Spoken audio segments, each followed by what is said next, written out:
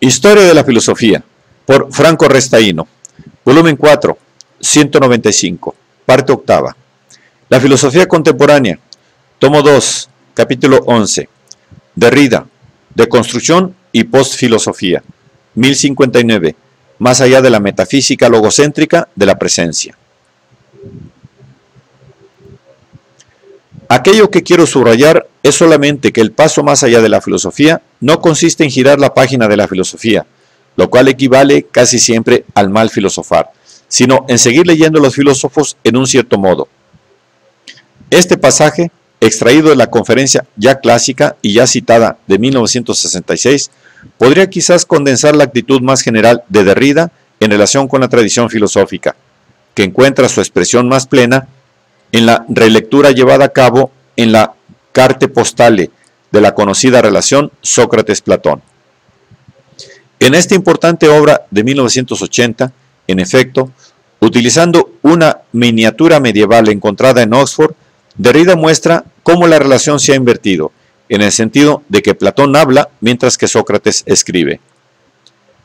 La relación Sócrates-Platón había sido la base de uno de los ensayos más conocidos de Derrida, de 1968, en la cual, de una manera más cuidada y orgánica, además de filosóficamente muy férrea, se había propuesto la tesis del logocentrismo o metafísica de la presencia como hilo conductor de toda la tradición filosófica occidental. Es este un ensayo también pirotécnico, fuego de palabras, en el cual el escrúpulo filosófico está entretejido de una zarabanda de metáforas y ecos de un diálogo a otro de Platón. El interés principal está, de todos modos, dedicado al Fedro, y en particular a su parte final, en el cual Sócrates cuenta el famoso mito del rey egipcio Tamus, que, frente a la oferta de la escritura por parte del dios Teut, después de una madura reflexión, decide rechazar la oferta en cuanto la escritura es algo muy inferior y negativo en comparación con la palabra. Este mito, cuyo significado se retoma de forma recurrente en otros escritos, explica, según Derrida, el carácter fundamental de toda la filosofía occidental, de Platón en adelante, aquello que hace que esta filosofía se defina como logocentrismo o metafísica de la presencia. En efecto, ¿cuál es el contenido explícito, además de su significado, del mito? Afirma, esencialmente, que la palabra es presencia, mientras que la escritura es ausencia, negación de la presencia.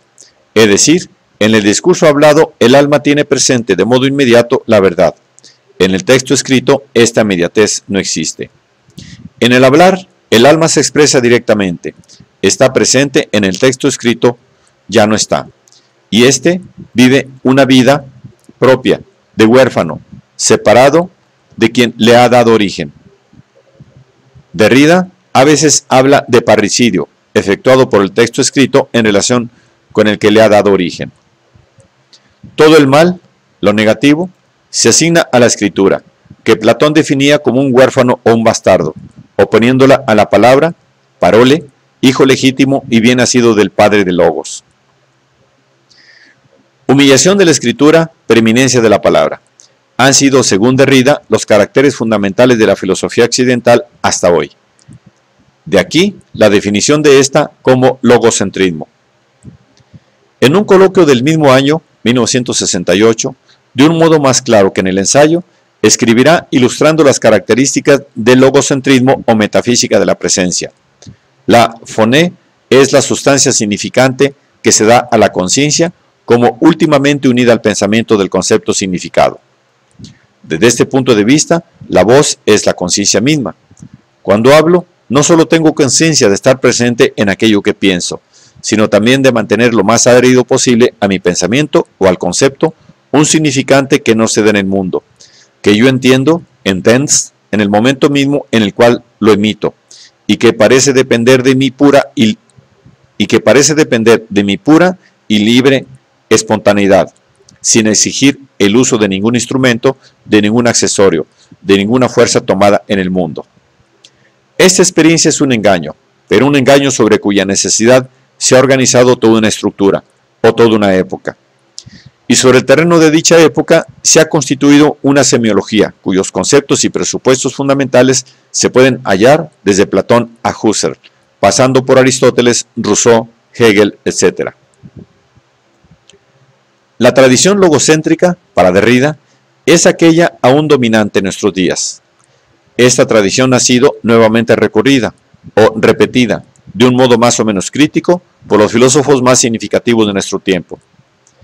En el importante ensayo sobre Lévinas de 1964, Violencia y Metafísica, dirá: recientemente y después de Hegel, en su inmensa sombra, las dos grandes voces que nos han sugerido esta repetición total, que nos han vuelto a llamar a ella, que la han reconocido como la primera necesidad filosófica, son, sin duda alguna, las de Husserl y de Heidegger. Voces a las cuales se había acercado, antes que Derrida, Lévinas, el cual, en un primer momento, había estado próximo a Husserl. Luego lo había criticado inspirándose en Heidegger, y finalmente había abandonado también a este último, construyendo una filosofía de la absoluta alteridad que intentaba salir de las vías obligadas por Lévinas del helenismo, tradición filosófica occidental, y del hebraísmo, tradición a la que pertenecía Lévinas. Derrida mira con simpatía el intento de Lévinas de salir de la metafísica de la presencia, así como a otros intentos no estrictamente filosóficos. El de Lévinas tampoco lo era. En este sentido, ya hemos mencionado al escritor E. Javés, y se le pueden añadir los nombres de G. Bataille y A. Artaud, a los cuales Derrida dedica importantes ensayos. Volviendo al terreno propiamente filosófico, Derrida reconoce que los intentos más avanzados en esta dirección han sido, antes del suyo, los de Nietzsche, Freud y Heidegger, a los cuales asocia, con motivaciones diversas, al más reciente Foucault. En la ya mencionada conferencia de 1966, por ejemplo, indica como formulaciones más radicales de crítica a la metafísica de la presencia, la crítica nietzscheana de la metafísica, de los conceptos de ser y verdad, que son sustituidos por los conceptos de juego, de interpretación y de signo sin verdad presente, la crítica freudiana, la presencia en sí, o sea, de la conciencia, del sujeto, de la identidad en sí, de la proximidad o de la propiedad en sí. Y más radicalmente, la destrucción heideggeriana de la metafísica, de la ontología, de la determinación del ser como presencia. Todos estos intentos, incluido el de Foucault, que enseguida veremos, y cualquier otro, sin embargo, según Derrida, están destinados inevitablemente al fracaso, porque se sitúan más allá de las intenciones de quien los realiza, siempre en el interior de la metafísica que quieren criticar, destruir, ir más allá. Estos intentos y todos sus análogos están atrapados en una especie de círculo. Este círculo es único y expresa la forma de la relación entre la historia de la metafísica y la destrucción de la historia de la metafísica. No tiene ningún sentido no servirse de conceptos de la metafísica para hacer caer la metafísica. Nosotros no disponemos de ningún lenguaje, de ninguna sintaxis y de ningún léxico que sea extraño a esta historia. No podemos enunciar ninguna proposición destructora que no haya debido insinuarse ya en la forma, en la lógica y en los postulados implícitos a aquello mismo que ella quisiera contestar. Nietzsche, Freud, Heidegger, por lo tanto, han permanecido, a pesar de sus intenciones, en el interior de conceptos heredados de la metafísica que querían destruir. Esto es, observa Derrida agudamente, lo que entonces permite a aquellos destructores destruirse recíprocamente. Por ejemplo, a Heidegger, él considera a Nietzsche, con lucidez y rigor parejos a la mala fe y a la incomprensión, como el último metafísico, el último platónico. Se podría repetir la operación a propósito del propio Heidegger, de Freud o de otros. No hay operación más frecuente en el día de hoy. Derrida volverá frecuentemente, en ensayos y coloquios, sobre el tema del carácter aún metafísico y de metafísica de la presencia del pensamiento de Nietzsche y sobre todo de Heidegger, con respecto al cual, por otro lado, reconoce una gran deuda. Ninguno de mis intentos habrían sido posibles sin la apertura de las preguntas heideggerianas. En cuanto a Foucault, el otro gran postestructuralista, respecto al cual Derrida, algunos años más joven, reconoce su deuda, también intenta realizar una tarea imposible, casi loca, cuando trata de salir en la historia de la locura de 1961, su primera gran obra, de la metafísica racionalística occidental. Este es el juicio fuertemente motivado de Derrida en el ensayo de 1964, Cogito e Historia de la Folia, al cual Foucault responderá contundentemente en la segunda edición de la obra.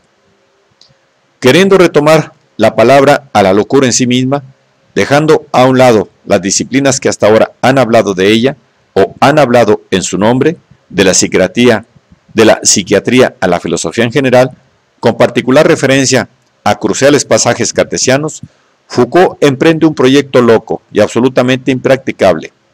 La razón, en efecto, ha capturado y objetivado la locura, exiliándola a la región de la enfermedad. Nosotros estamos ya inevitablemente dentro del lenguaje construido por la locura.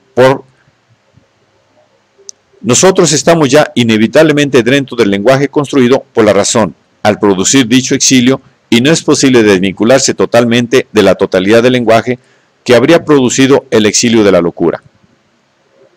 No es posible dejar de lado esta herencia racionalística. La revolución contra la razón, escribe Derrida agudamente, pero también un poco irreverentemente frente a Foucault. Solo puede hacerse en ella, según una dimensión hegeliana, que por lo que a mí se refiere, ha apreciado mucho en el libro de Foucault, a pesar de la ausencia de una referencia precisa a Hegel. No pudiendo operar desde el momento en que se declara, excepto en el interior de la razón, la revolución contra la razón siempre tiene la dimensión limitada de aquello que se llama, en el lenguaje del ministro del Interior, una agitación. Si hasta ahora los intentos de salir de la metafísica racionalística occidental, basada en la preeminencia de logos y de la presencia, han fracasado, ¿es posible iniciar otro? Es decir, ¿es posible salir de la metafísica de la presencia con formas que no repitan las precedentes, que no se resuelvan en una interior revolución agitación contra la metafísica y la razón, que está necesariamente dentro de la metafísica y la razón?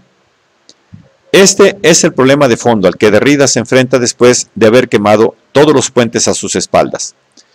El problema de pasar de la filosofía, metafísica occidental, como habían bien visto Hegel, Nietzsche, Heidegger y Levinas, a la postfilosofía, de ir más allá de la filosofía, como escribe en el pasaje citado al principio de este párrafo, no girando la página de la filosofía, sino leyendo a los filósofos de una cierta manera.